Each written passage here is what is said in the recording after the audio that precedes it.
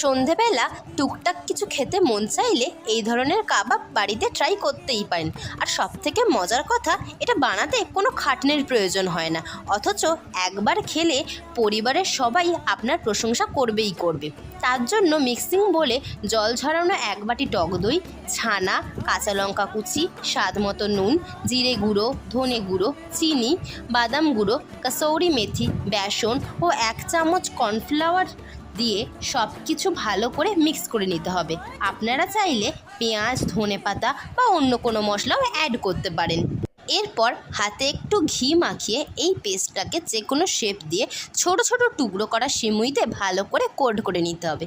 ব্যাস, এবার তেলে এপিঠ ওপিঠ ভালো করে ভেজে সস দিয়ে সার্ভ করুন দই কাবাব। গ্যারেন্টি দিয়ে বলতে পারি, একবার বানালে বাচ্চা থেকে বড় সবাই বারবার খেতে চাইবে। ভিডিওটি ভালো লাগলে লাইক, শেয়ার, সাবস্ক্রাইব করে দেবেন।